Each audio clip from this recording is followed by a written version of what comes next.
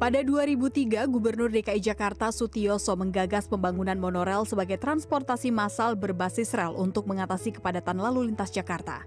Namun misi Sutioso tidak dapat terwujud karena pendanaan yang terhambat hingga permasalahan dengan investor.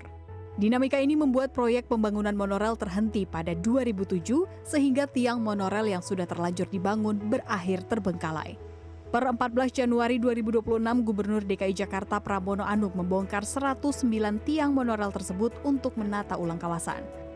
Proyek ini diantaranya pelebaran jalan raya sepanjang 3,8 km, pembangunan taman dan saluran drainase, penataan jalur sepeda, hingga pelebaran trotoar. Sejumlah warga menyambut baik proyek pembongkaran tiang monorel ini sebagai solusi mengatasi kepadatan lalu lintas, meningkatkan kenyamanan pengguna trotoar, sekaligus menambah keindahan Jakarta. Kalau dari awal sebelum dibongkar tiang ini kan kayaknya macet banget ya Mbak, karena ada pemisah lajur dari lajur cepat dan lajur lambat.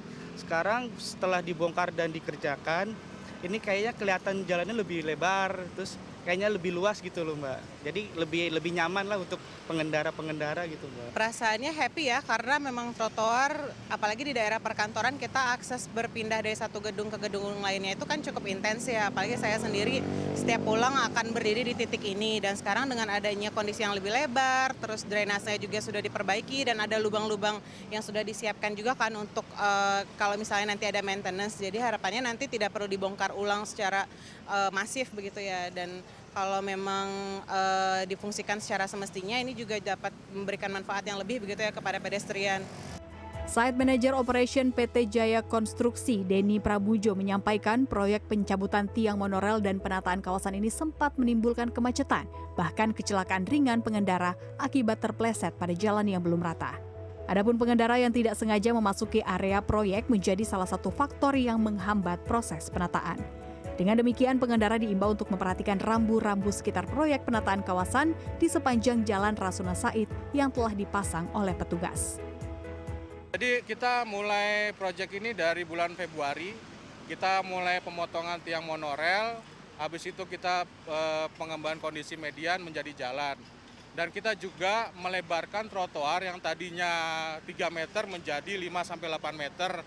Nah, di situ juga ada saluran drainase baru yang kita pasang, terus juga ada box utilitas per 50 meter kita pasang, dan juga ada taman buffer di depan trotoar ya selebar 1 meter. Tadinya sudah berjalan di trotoar, kita bikinkan semacam sementara ya, kita pasang rubber cone supaya pengguna jalan dan lalu lintas berjalan lancar. Itu mungkin ya hambatan di awal ya, mungkin setelah jadi kita akan mudah setelah itu.